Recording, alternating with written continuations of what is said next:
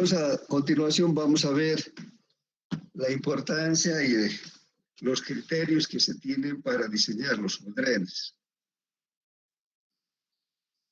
¿Para qué vamos a construir subdrenes? Principalmente para controlar las fuentes que producen el ingreso de aguas hacia la estructura del pavimento. Pueden ser aguas que vienen de la infiltración de las aguas de lluvia, pero también dependiendo del lugar donde se encuentre el pavimento, pueden provenir de aguas subterráneas, lo cual sería más delicado. Entonces, lo que vamos a hacer principalmente, ¿qué es? Lo que queremos es proteger la estructura del pavimento. Entonces, vamos a desviar la dirección que tienen las fuentes de agua o las aguas que salen de estas fuentes, ya sea infiltración, agua subterránea, etcétera, hacia sectores que no hagan ningún daño a la estructura del pavimento, ya sea a través de cunetas, de drenes, de subdrenes o algún tipo de mejora en la misma plataforma de la carretera. Entonces vamos a tener un drenaje longitudinal, que ha de ser normalmente las cunetas. Vamos a tener los drenajes de borde, que también resultarían ser los de las cunetas. Entonces, pues, dependiendo del ancho que tenga el espacio donde se encuentra la plataforma, si se respeta el derecho de vía, deberíamos tener 50 metros a cada lado del eje, libre. Pero eso no se cumple por los derechos propietarios, solamente se cumple en lugares donde no haya ningún derecho propietario, no sea área urbana, etc. Entonces tendríamos que tener al borde del derecho propietario y también los drenajes de borde a continuación de la berma, o sea, tener la calzada más la berma, y al borde de la berma tendríamos la cuneta longitudinal.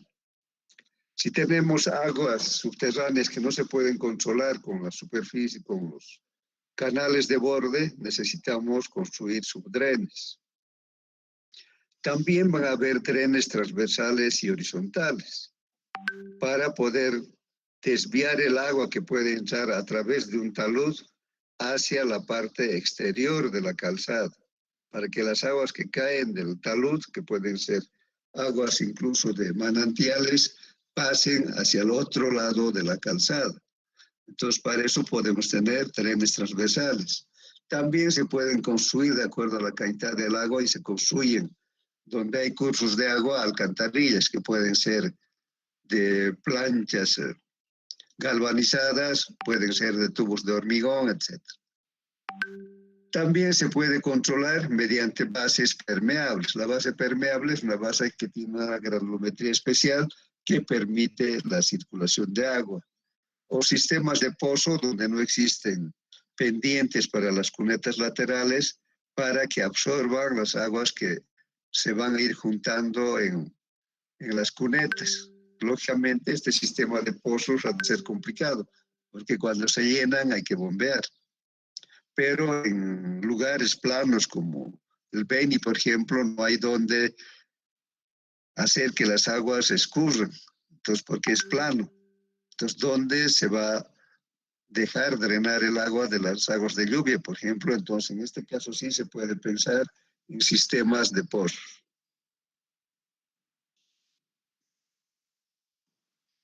Aquí tenemos, por ejemplo, el perfil para un pavimento rígido. La calzada para una vía convencional ha de ser 3,70 a cada lado del eje. Entonces podemos tener un sobreancho de 1,90 que resultaría ser la berma. Entonces va a tener una base tratada y debajo una base granular, que va a ser las condiciones de una capa drenante. Y la subrasante, que también va a ser controlado. Y aquí va a tener una protección en el borde del talud del terraplén, que aquí nos marca con 1,6. Y esto va a estar ubicado a 18,5 metros de la berma. Pero esto no siempre va a ser posible, porque por ahí estos 18,5 ya están afectando un derecho propietario. Entonces, después de la berma, por ahí solo van a estar a 3 metros, a 5 metros, etc. Entonces, la cuneta normalmente va a tener esta inclinación de 1 a 6 y en el lado del talud de 1 a 4.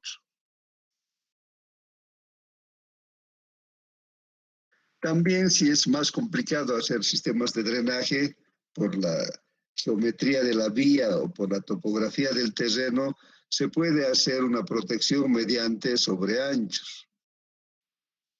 O también se puede incrementar el espesor del concreto asfáltico para poder incrementar la capacidad de resistencia a las infiltraciones de agua. También se puede mejorar el comportamiento del pavimento utilizando bases estabilizadas con asfalto. Lógicamente, en el caso de pavimentos rígidos, el uso de pasajuntas en las juntas transversales ha de disminuir el daño que produce la humedad. Las bermas de hormigón ligadas que vamos a ver cuando hagamos pavimentos rígidos, las bermas de hormigón ligadas son nada más que la berma, que también es de pavimento rígido, que está ligada a las losas de la calzada mediante pasajuntas. Pero en este caso estos pasadores que van entre la berma y la calzada han de ser aceros corrugados, han de ser de acero corrugado, de tal manera que esté unida firmemente la berma con la calzada. También se puede hacer mediante sobreanchos o también utilizando terraplenes granulares que tengan mayor espesor. Aquí vemos, por ejemplo, un terraplén granular. Aquí tenemos una cuneta a cielo abierto, sin ningún tipo de revestimiento. Entonces aquí lo que se ha pretendido es hacer el control de las aguas a través de este terraplén granular. Entonces el agua que se infiltre por las juntas de las losas o por las fisuras que se produzcan durante la vida de servicio han de salir hacia la cuneta a través del mismo terraplén, porque el terraplén está formado de partículas granulares que resultan ser permeables. Entonces tienen cualidades drenantes. Actualmente en algunas vías que están próximas al trópico se están utilizando bases permeables tratadas con cemento. Entonces es como una capa de hormigón, pero con agregados que tienen prácticamente el mismo tamaño. Tienen una granulometría especial justamente para que existan vacíos entre las partículas. Entonces el agua que llegue aquí se va a infiltrar a través del cuerpo de la capa drenante. Y lógicamente de ahí puede ser recuperado para ir llevar a las cunetas. Entonces, esto puede funcionar correctamente para ir absorbiendo las aguas que van a entrar por infiltración a través de las losas de hormigón. También se puede utilizar en pavimentos flexibles. Lógicamente es fácil entender que esto va a significar un costo adicional para la obra. Si tienen preguntas.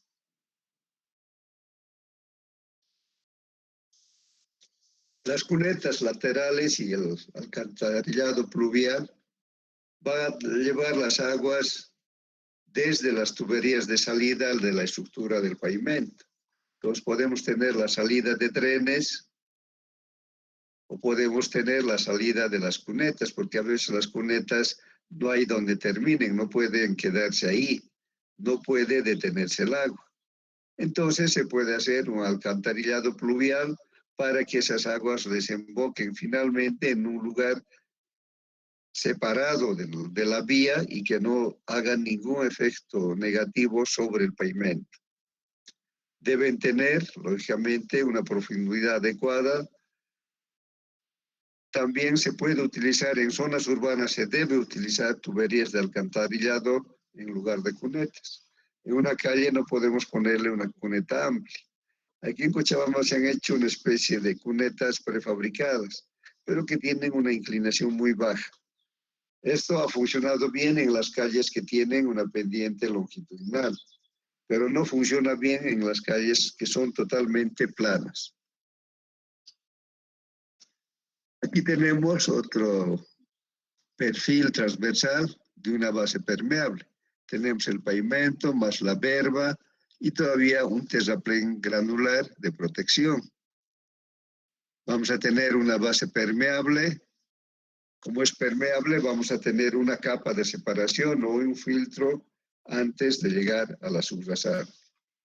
Entonces aquí vemos, por ejemplo, que después de la berma tenemos un pequeño sobreancho y de ahí sale directamente el talud del terraplén hacia la cuneta. Pues, pero aquí tenemos un separador de textil entre la base permeable y este relleno que tenemos en el hombro.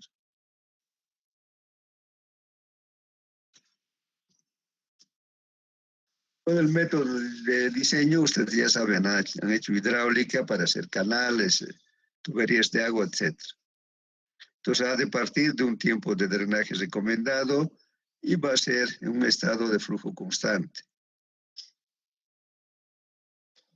Los datos para el diseño principalmente se han de referir al tiempo en que la estructura del pavimento está sometido a niveles de humedad cercanos a la saturación. Y a través de este valor del tiempo en que tenemos riesgo de saturación de las capas del pavimento, definimos la calidad de drenaje. Cuando llueve, el agua se infiltra en la base permeable hasta que la misma se sature. Algún momento, y aunque sea permeable, la base se va a saturar, especialmente en los días o en temporadas que tengan excesiva precipitación pluvial. Entonces, el exceso de agua que ha sido drenado por la capa drenante va a circular por la cuneta lateral. Entonces, el criterio de diseño ha de ser con el fin de conseguir un drenaje para una cierta cantidad del agua de la capa drenante una vez que la lluvia ha terminado. Entonces necesitamos drenar la cantidad de agua que se ha acumulado por las aguas de lluvia hasta que la lluvia ha cesado. Entonces esa cantidad de agua tiene que ser conducida para no afectar a la estructura del pavimento. Entonces esto nos da una clasificación sobre el drenaje. Entonces nos dice, vamos a, en primer lugar, a calificar la calidad del drenaje. Entonces podemos considerar dos parámetros. Consideramos un 50% de saturación o consideramos un 85% de saturación. Entonces vamos a calificar de excelente si en 2 horas vamos a tener el drenaje del 50% de las aguas o el 85%.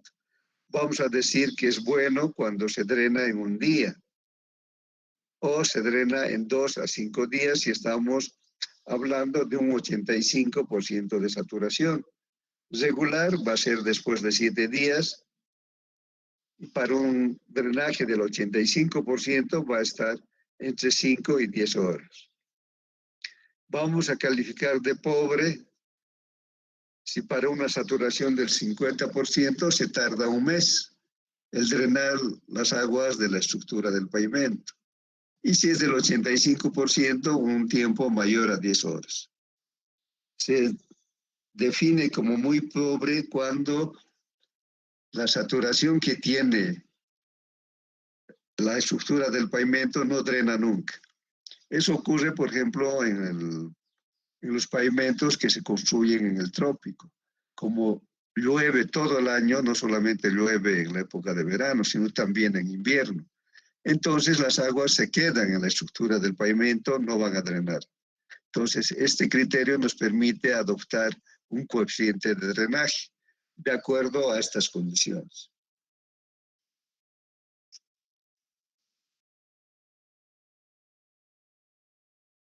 Entonces nos da una tabla, la AISTO, para definir el coeficiente de drenaje en función de la calidad del drenaje. Nos hemos definido excelente, bueno, regular, pobre, muy pobre. Y por otra parte, consideramos el porcentaje de tiempo que la estructura del pavimento ha de estar expuesta a niveles de humedad próximos a la saturación. Esto está relacionado con el nivel de precipitaciones que tiene la región. En el caso de Cochabamba y del valle en general, ¿qué tiempo va a estar expuesto a condiciones de humedad próximos a saturación? ¿Cuándo más ha de estar entre el 1 y el 5%? Porque la cantidad de lluvias son muy pocas. En cambio, en el oriente, el porcentaje de tiempo en que el pavimento va a estar sujeto a condiciones de humedad próximas a saturación puede ser mayor al 25%. Pues para Cochabamba podemos considerar entre 1 y 5%. Entonces, además hemos calificado nuestro sistema de drenaje como bueno, entonces nuestro valor ha de variar entre 1,25 y 1,15. Como necesitamos coeficientes de drenaje para la capa base y para la subbase, entonces el mayor valor utilizamos para la capa base y el menor valor del rango utilizamos para la subbase. Por ejemplo, si tenemos una calidad de drenaje buena, en el caso de Cochabamba, y nivel o porcentaje de tiempo próximo a saturación del 4%, que estaría entre 1 y 5, dice que el coeficiente de drenaje ha de estar entre 1,25 y 1,15. Entonces utilizamos coeficiente de drenaje para la capa base 1,25 y para la subbase 1,15. Si tienen preguntas.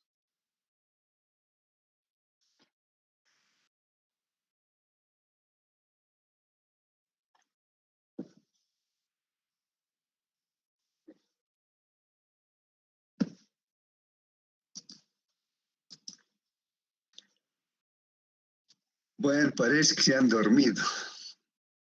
A ver, comentaremos algo.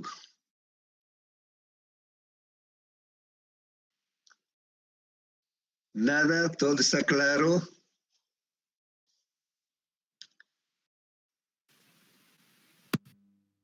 Buen día, ingeniero.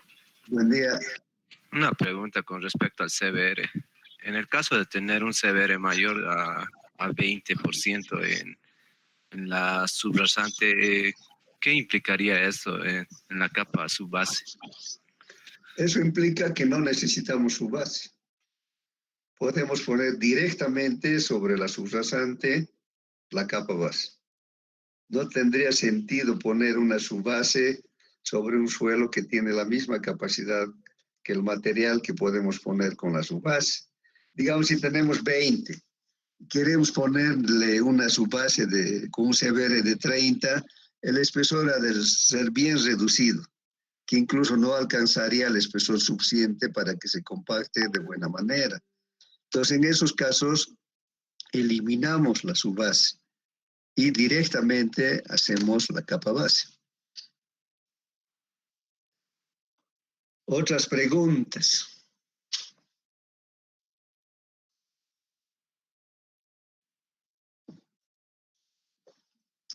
Nada. A ver, Gardi Carmiña. A ver, ¿qué me puedes comentar? ¿Alguna pregunta? Inge. Creo que estabas ahí. Pero lo has apagado Sí. Tu video, más bien estaba prendido. No, es que el audio de mi computadora está mal, entonces me he conectado de mi celular. O sea, no me has escuchado nada. No, sí le escucho, solo yo hablar se corta. No, te estoy escuchando bien. Sí, es que Así estoy que de mi puedes hablar. celular. Es que estoy de mi celular. Bueno, a ver, Inge, tenía como una duda. Las cunetas a cielo abierto, en la imagen que nos mostró, ¿son de tierra o No, material? está buena la pregunta, ¿no? En una vía pavimentada no puede haber cunetas de tierra, ¿no? Veíamos en realidad esa fotografía de un pavimento rígido es de un pavimento que estaba en construcción, ¿verdad? Que se habían terminado las losas. Pero evidentemente ahí le faltaba la parte de construcción de las cunetas, porque hemos visto que solo era una excavación incluso irregular, que no tenía una buena geometría. En general no tendría sentido tener un pavimento flexible o rígido que tenga cunetas de tierra, porque eso va a afectar a que el borde de las bermas se erosione, que el agua no se conduzca adecuadamente y además la misma cuneta con el tiempo se va a ir erosionando. Entonces, necesariamente en el caso de pavimentos, de vías pavimentadas, tienen que ser cunetas revestidas, ya sea con hormigón ciclópeo o finalmente puede tener un revestimiento de piedra, un zampeado de piedra que se llama. Entonces, ya sea con la piedra o con el hormigón ciclópeo, vamos a conseguir una geometría adecuada de la cuneta, que tenga las inclinaciones que sean correctas. Entonces, eso nos va a permitir que realmente el pavimento esté garantizando su permanencia, porque no va a afectar las aguas que van a circular por la cuneta. En cambio, en los caminos de tierra, eso sí, siempre nuestras cunetas también han de ser de tierra, ¿no? Entonces, lo que se hace es, lo que hace el Servicio Departamental de Caminos es hacer mantenimiento periódicamente, ¿no? Tanto de la plataforma de la calzada como de las cunetas. Pero en general, un pavimento, una vía pavimentada tiene que tener cunetas. Ya. Otras preguntas.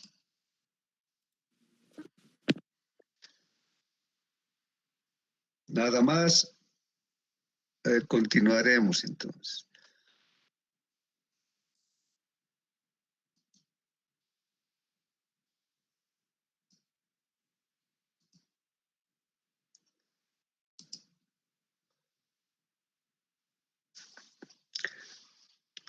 ¿Qué efectos tiene el coeficiente de drenaje que vamos a adoptar de acuerdo a los criterios de la ASTO? Los coeficientes de drenaje mayores que 1 van a reducir en cierta forma la estructura del pavimento, o sea, van a disminuir el espesor del pavimento. En cambio, los coeficientes menores que 1 van a incrementar la estructura del pavimento. Eso podemos ver. Por ejemplo, en esta tabla tenemos valores menores a 1 cuando la calidad del drenaje es pobre. También cuando es regular, pero cuando el porcentaje próximo a saturación es mayor. Entonces va a aparecer en regular, que puede ser para 5,25% de porcentaje de 1,08. Para mayor de 25, 0,8. Y si es pobre o muy pobre, en general va a ser menor a 1. Entonces, lógicamente, esa deficiencia que se va a dar en el drenaje se compensa con un mayor espesor del pavimento. Por otra parte, pero se debe tener en cuenta que el hecho de incrementar el espesor de la estructura del pavimento no soluciona el problema, porque igual esa situación se va a ir dando. Entonces, hay que aplicar algunos de los procedimientos para tener un sistema de drenaje adecuado, ya sea utilizando drenes y cunetas revestidas. Entonces, podemos decir que la infiltración representa una de las mayores causas que produce el deterioro del pavimento. Entonces, la humedad ha de ser uno de los factores mayores de deterioro del pavimento. Eso, por ejemplo, podemos ver en el caso de Cochabamba. Nosotros en la mayoría de las calles no tenemos boca de tormentas, no tenemos lugares por donde se van a absorber las aguas de lluvia. Por la zona sur, por ejemplo, de la terminal, por la Ayacucho, de la terminal hacia abajo, hay incluso una depresión que no tiene desagües fluviales, no hay un sistema de desagüe fluvial. En muchos casos las aguas de lluvia van a parar también al drenaje sanitario. Por eso que a veces rebalsan las cámaras, las cañerías y tenemos una mezcla de aguas hervidas y de aguas de lluvia. Entonces, vemos que en el caso de Cochabamba, precisamente por la falta de un drenaje pluvial, los pavimentos urbanos se deterioran muy rápido.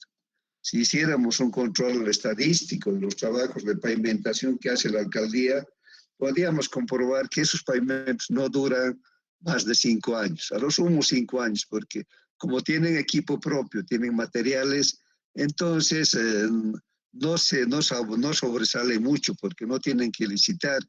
Cuando se licita hay que hacer todo un proceso de justificación, los motivos, hay que tener un presupuesto especial, etc. En cambio, como ellos mismos hacen, no resalta mucho ese problema. Pero una de las causas es la falta de drenaje pluvial. Finalmente, el agua que se ha acumulado en la calle se va a introducir por los costados, por el efecto del sol, debajo de la superficie del pavimento.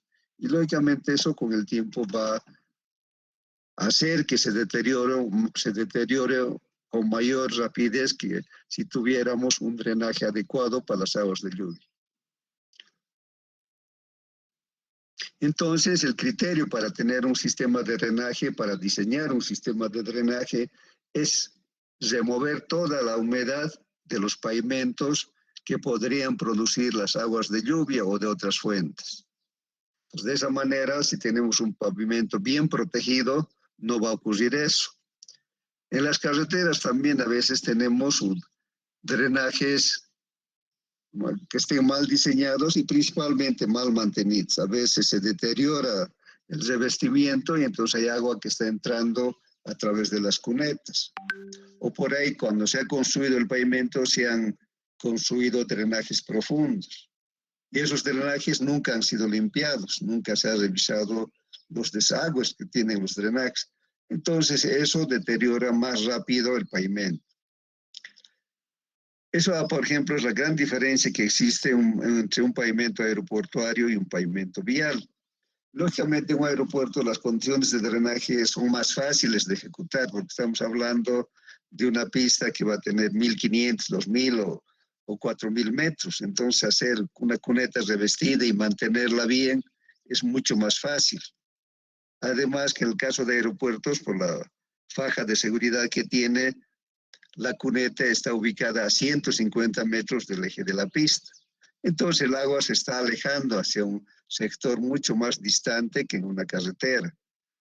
Entonces, por el tamaño del pavimento de una pista es mucho más fácil de mantener. Entonces tenemos pavimentos aeroportuarios que en este momento incluso ya han cumplido 40 años y todavía siguen en servicio. No es el caso de los pavimentos viales que actualmente los pavimentos que se han construido, digamos, a partir del 2000, nunca han logrado sobrepasar los 15 años, en el mejor de los casos, ¿no? Entonces también se hacen obras de recapamiento cada 10, cada 12 o cada 15 años. Otro de los efectos, lógicamente, son las cargas. Y también una cuestión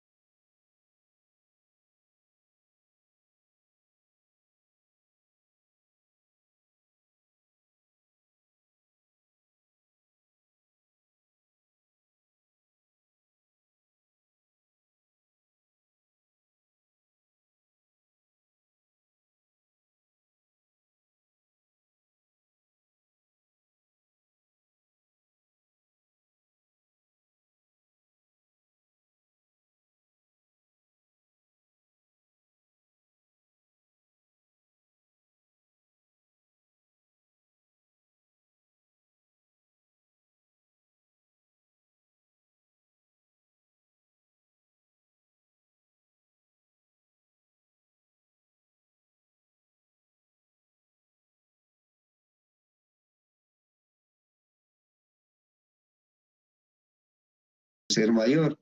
En nuestro país ocurre lo contrario, ¿no? Entonces, por ejemplo, vienen las empresas extranjeras, cuando han estado los brasileros, los ingenieros brasileros de la construcción ganaban de $3.000 hacia arriba, incluso hasta $10.000 el gerente. En cambio, el personal de supervisión por ahí cuando más llega a los $1.000. Entonces, esa deficiencia de calidad profesional entre el supervisor y el constructor hace que el control de calidad no sea el mejor. Y eso lógicamente va a repercutir en el desempeño que tiene el pavimento en su vida de servicio. Si tienen preguntas.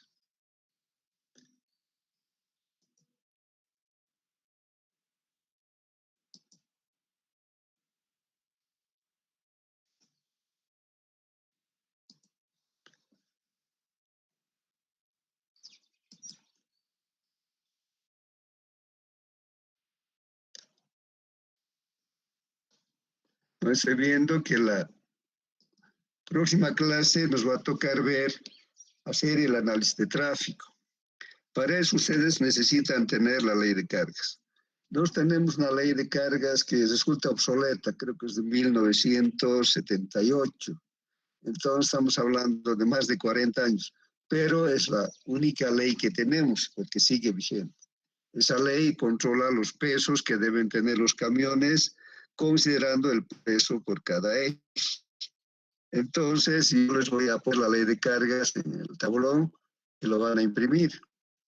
También voy a poner la guía AISTO en inglés, que principalmente, si ustedes no entienden inglés, les va a servir para imprimir los ábacos de diseño, tanto de pavimentos flexibles como de pavimentos rígidos.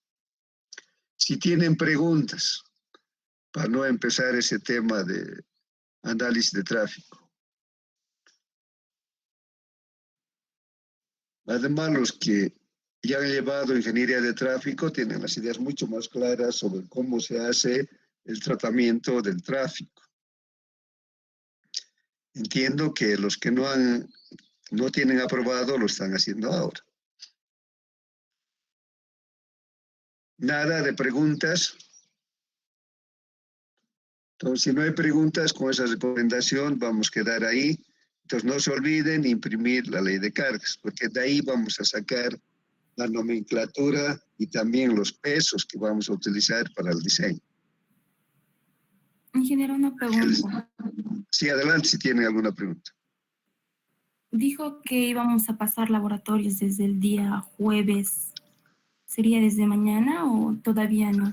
Desde el próximo jueves. La ingeniera está preparando algunos otros temas para diplomados. Entonces, desde el próximo jueves, con seguridad, ella va a publicar en el mismo sitio los temas que van a ir viendo y el horario. Entonces, estamos quedando en que va a ser 8:15 hasta 9:45. Entonces, hoy día mismo le voy a decir que publique los temas que van a ver en el laboratorio. Eso tienen que tener cuidado porque la exigencia es asistencia 100% y, lógicamente, nota de aprobación. Y tiene un porcentaje de peso en la nota final. Si hay otras preguntas. Si no hay más preguntas, entonces quedamos ahí. Entonces, esta noche les voy a colocar en el tablón la documentación que van a requerir para la siguiente clase. Buenas tardes y que tengan un buen almuerzo. Que les vaya bien. Hasta luego. Hasta luego.